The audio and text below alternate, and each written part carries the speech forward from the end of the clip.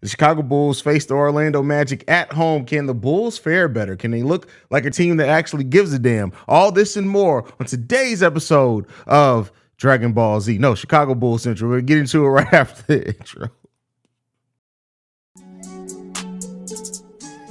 You are now tuned in to Chicago Bulls Central, your number one place for all Chicago Bulls news and content.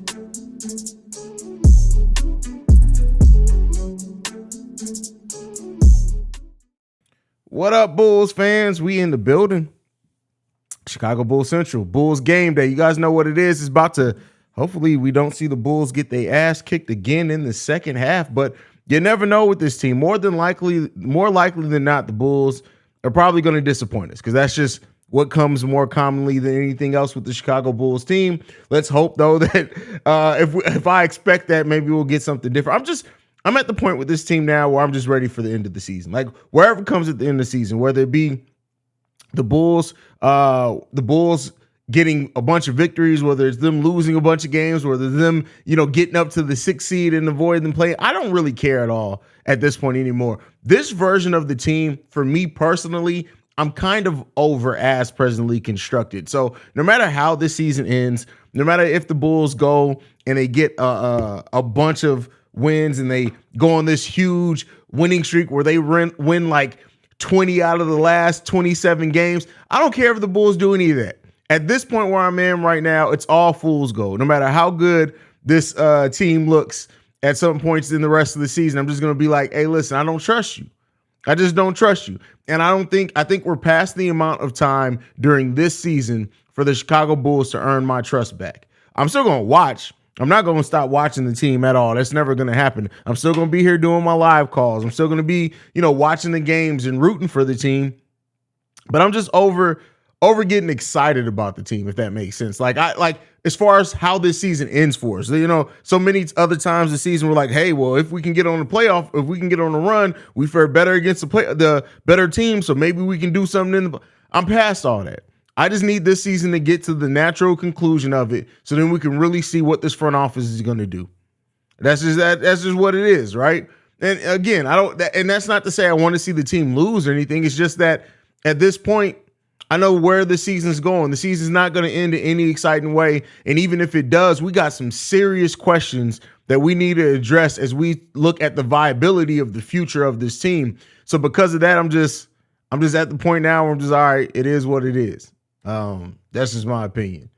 Matthew says, were you yelling? No, I don't yell. Unless I'm going off on people. They canceled work for tonight. Now I have to watch these hoes play. Sigh. Listen. Watch them play. Like I said, it don't even matter, man. Let's all be miserable together. LOL. Yeah. Shared trauma. Appreciate you still doing the shows, even though the team doesn't deserve the attention. LOL. I'm always gonna do it. I love the Chicago Bulls, and I'm always gonna love the Bulls. Unfortunately, I'm one of those people that Jerry Reinsdorf's looking. He's like, yeah, we're gonna get a certain amount of money out this motherfucker right here because I just love the team. But at the end of the day, like I said, when it comes to this season, I'm not overly excited about it anymore. And, the Bulls can come in tonight and let's say they completely waste the Orlando Magic by like 40 points. I'll be like, all right, cool. You got to win. Like, I'm over getting excited anymore. Like no matter what they show me, I know that this team has some serious core and foundation issues. So let's say, honestly, for me to turn around on that statement that I just made, this team would have to win a playoff series. That's it. And then I'll be like, well, damn, okay, that changed some things. But if this team goes on a 10-game winning streak, cool. I'm going to be happy for them. We're going to be celebrating. But I'm like, it doesn't matter because at the end of the season, we still need to make some changes. So that's just where I sit right now with this team. Kenan Peacock says, you said it perfect the other day. We love someone who doesn't love us back. And that's it. That's just really it. Like and that's to say is this, right? You don't even play passionate. Like your team doesn't even play with heart every single night. Like that would be the thing. If this team went out and they played with all their heart and the best they could do was be a 30-win team, I'd be like, hey, but we had a team that competed. We don't even got that, right? We got a team with 25 wins that we don't even get heart from every single night. So it's like, it's really hard, man. What up, Unc? What's going on, Spider-Man? What's up, Mike? Bulls Daily says, kind of have that. It is what it is feeling at this point. Yeah, I mean, that's the best way to put it. Matt Nagy got fired and won a championship on our ass. Listen, I mean, he's the quarterback's coach. It's not even like he's an offensive coordinator. He's the quarterback's coach on a team where they got one of the best quarterbacks in the league. You know what Matt Nagy's job is? To sit there and get Patrick Mahomes his water. That's what Matt Nagy's job is.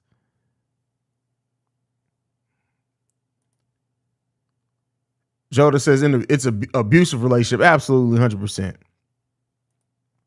Alana says the fact that we might buy out. Well, we don't buy him out. The other team buys him out. We'd be signing him after he's bought out. But I mean, at this point, I'm starting to even doubt those rumors, right? Haize, what up? This is from Gio. Just looking at the seedings, we can easily finish bottom 4, 26 games left. But do we give up on the season now? No, this is what I'll say. I'm not saying give up on the season, right? I still want this team to try to get every win that they can and try to do what they can in the playoffs. But when I say I'm not excited about it anymore, it's because, like, to me, I just know that wherever the season ends, the Bulls would have to do something historic for this season not to end and us not feel like, okay, we're through it. Now, how are you going to improve, right? Because we can't come back with these same issues. It really feels like this team put a knife in Chicago Bulls fans' back. That's how I feel right now. It's been rough. And you know, it's been a deflating season for sure. Juan Miller says, what I'm most concerned about is the overinflated value Acme has on players, coach, and result. Yeah, I mean, that's the biggest thing that's going to be telling this offseason. I think this is going to be an offseason that tells us how difficult it's going to be to live with this front office. And by that, I mean, listen, if you wanted to give the team that you put together 2 seasons, okay, you know what? I can rock with that. But at the end of the season, you got to realize you can't be married to these players anymore. Like, you do need to get value back, right? You can't just give up on them completely and just send them out for nothing. You want to get value back. But it's really going to, because if they come back and they try to sell us again on maybe 1-2 minor moves and they're like, hey, we're going to run it back. We think we're going to have Lonzo healthy this season. You want to put us through this a third time? This is what you want to do? It's going to be tough. It's going to be tough to trust them after that. Shob says, would you cut Dragon for Pat Bev? No. Hell no. No, you're adding Pat Bev to what you already have, meaning that it's going to be Tony Bradley. You don't cut Dragon. Just because, and he hasn't been the most consistent either. I don't want to act like Dragic's been the perfect player, but like the flashes that he does show, I think on a better team, better coach team, I would want to see that. Which is why we all love Noah and Rose days. First team that played with heart since the MJ era. No, I'll say the team before that played with heart too. When it was just Kirk, Chris Duhon, Andres Nocioni, Ben Gordon, Luau Deng, Ben Wallace.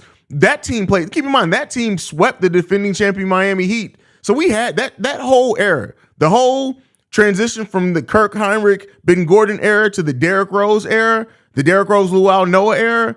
That whole stretch of time, we had heart. And then even after that, the Nate Robinson year, we were a team that played with heart. The following year, when Jimmy Butler like really emerged as a player, I look at that as a team with heart, absolutely, when Derrick was still out. So yeah, I mean, we had a nice little amount of time where we almost a decade where we had teams that played with heart, and then it's just fallen off a cliff big time since then.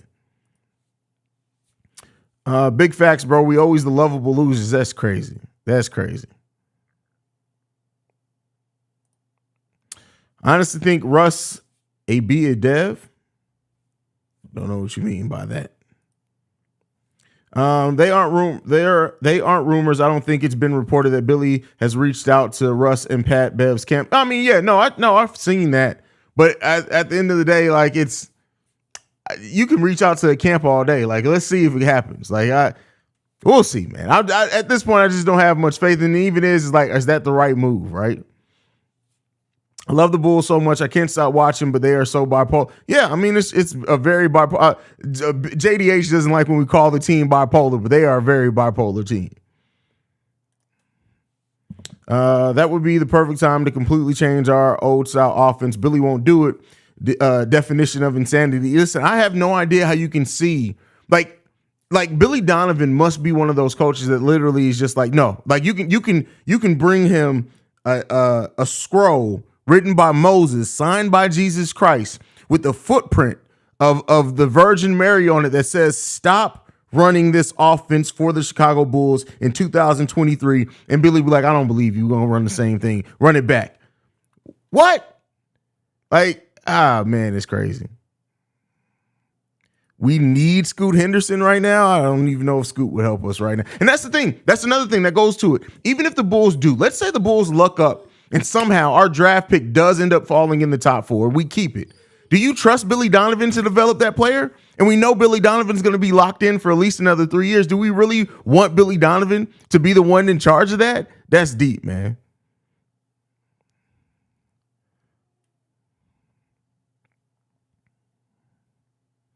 Steve O Speak says 0706 Bulls play with heart for sure. Shut up, Mutt.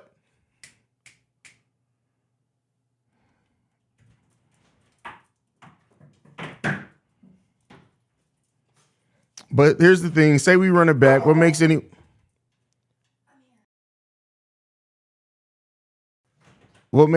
think Levine is going to buy into the plan? I don't think he will. Oh, that's the part that's over. Levine's going to buy into whatever wins.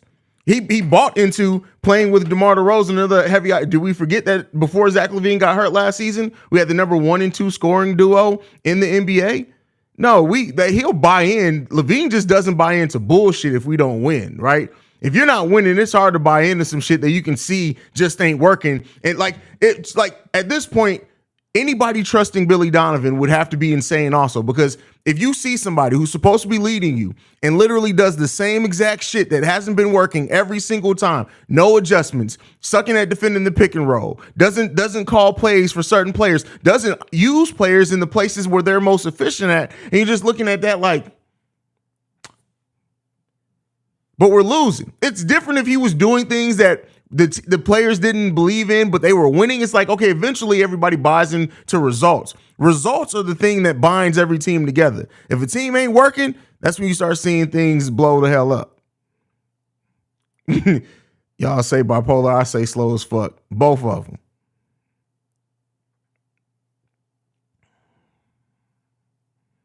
them.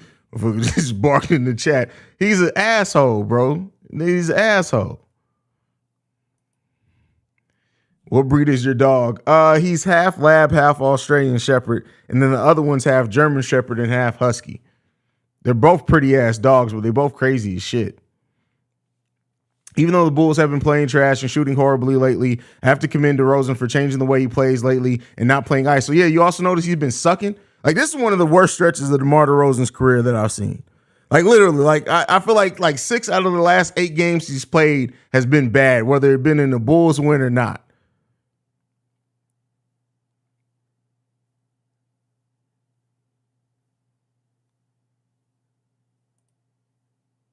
Man, we can't even properly inbound the ball during crunch. Oh my God, the lack of the ability to inbound the ball. There's 2 things that frustrate me hugely in second half for Bulls games. Zach LaVine just completely forgets how to play basketball sometimes. We can't inbound the goddamn basketball. And then Alex Caruso, literally every time he can't inbound the ball, looks at the refs like it's their fault. And if I was refs, I'd be like, hey man, listen, you the one who get paid to do this shit. You can't make a simple pass. You can't make a simple pass. That's the shit that you gotta look at and be like, hey man, what the fuck is this?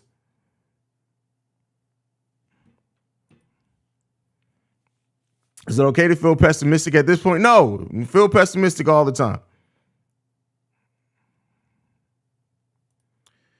Jamal says, I'm about to go pop 2 edibles, smoke a Fat J, make some Alfredo, and drink the red dress of my Jack Daniels as I prepare for the rest of your Jack Daniels, as you prepare for the bullshit I have to watch tonight. First of all, you already drunk because you usually immaculate with the typing. I don't even know what that was. The only reason I was able to get through that was hoodology. That's it. But I feel you on that. I feel you on all of that. Got my cheap tequila on hand.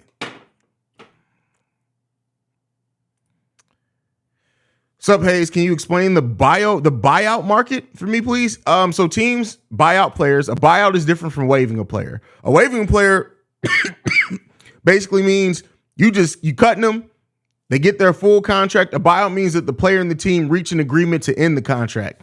So that's what the two things they differ. Buyout, once you I think after 24 hours after being bought out is when you can officially sign with the team. And that's it. And then the team that signs a buyout player can only sign them for the minimum for the rest of the season. So that's it. So that's why it's kind of an even playing field as far as the money that a player is going to get once they're bought out from any team they go to next. It just depends on them really picking their location and the team that they want to play with. I don't know, you talked about this already, but how would you feel about Pat Bev pickup? I feel like he toughened up some of the young players and pushed them. Well, this is the thing that I always said. It's hard for a player to come in with 25 games left and for the younger players to really take them seriously. Now, if you come in and you just have that stature as a veteran, I think you can get through to them a little bit more, but it's really hard to really come in as somebody new to the locker room, new to the franchise, and really just inspire like that I think we would do if we signed a Pat Bev in the offseason. I do think he can come in and he's at least going to fire everybody up. He's at least going to be there on the sidelines. It's just, I don't know if the players are necessarily going to. Now, it may be different. Like with Tristan last year, you could tell I always go back to that clip where Io was literally looking at Tristan like, hey, man, will you please shut up when he's over there trying to motivate people. But it could be because Tristan Thompson just sucked ass himself. It's like, how you going to motivate somebody? You need to be motivating yourself. You suck. So maybe it was a little bit of that. He's playing bad, but we've been asking him to not play ISO so heavy, so we can't be too picky. It's a different type of style for him, but I think we're better off with Levine and Vooch. Here's the thing. No, you can still be picky because he did that. That's the way he played the right way in San Antonio. So it shouldn't be that too hard of adjustment. And even with that said, you still suck. You suck, right? You can. It's easy to defer and not play ISO when your shot's not falling. So I just want to see it be consistent and him find a way to still be impactful while doing it. Because if you're not being impactful while not playing ISO, it's like, hey, why, like, what are you doing?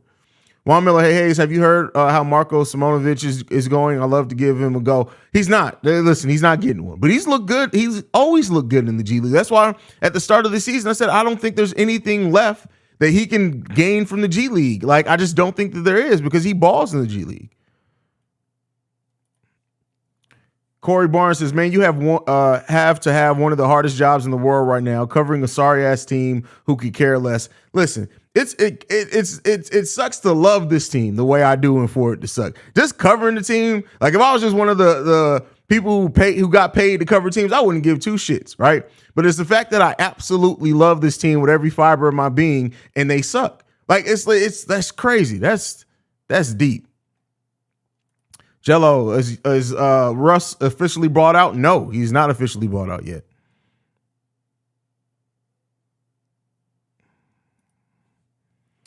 The pot's about to be nasty as hell. Drunk already, his ass gonna mistake Alfredo. Oh my God. You know what? That's deep. That's deep. Brandon Eljet, F the Bulls. I'm here to support Haize. That's wild. I appreciate you here, though. Haize, how reputable is Casey Johnson? He said to Jamal, Vooch will probably get extended, but says with DeMar and Zach, DeMar and Zach be traded, even though the front office said those two are untouchable. No, they're untouchable probably at the trade because you get more value back for players like that during the offseason. You just do. So maybe that's what they expect, and if he does, then that's what happens. I wouldn't be surprised. Vooch is the one that needs to come back, and I know some Bulls fans that don't hold on to their critiques from last season may not understand, but no, he deserves to come back. Vooch has played himself into deserving another contract. That's my opinion. He's been the most consistent Bull, double machine. He's adjusted his game. When the offense looks the best is when we go through him. It's a bunch of that type of stuff. I wish Billy would start Caruso. I think people forget that Caruso has been huge in games when he starts. And if Io isn't going to play, don't stretch. I just don't get the point. I don't know. Caruso's been bad too, though. And he's been better defensively, though. Way better defensively. Bro, I'm the same. I'm here to support Haize. Puts more effort in the franchise. That's funny. I appreciate that.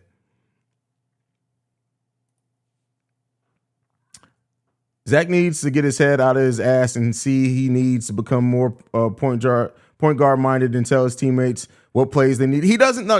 Listen. You can't just become more point guard minded. Zach doesn't have the IQ to do that, and I don't even say that to be offensive. He doesn't. Zach, and it's funny because he came into the league as a point guard. He's not that player. He's not that player. Now, he can pass. You can do some things off him, but have him be the type to run plays and do that type of thing, you would never get that from Zach LaVine. I'd never get that from Zach LaVine.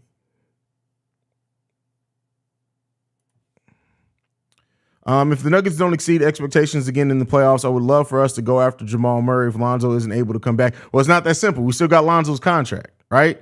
It's not that simple. So, yeah, it's going to be tough, man. On a serious note, do you think Billy would take a game or just sit DeMar, Zach, and Vooch and let the young guys run? Fuck it. What do we have to? No, he's not. What? No, not at any point this season. Maybe if we lose the next 20 out of the 27 games, maybe the last 2 games, hey, guys, just go sit down, man, because we don't even know. We don't even run the worst one of y'all getting traded because one of you motherfuckers about to leave. But no, it's not going to happen.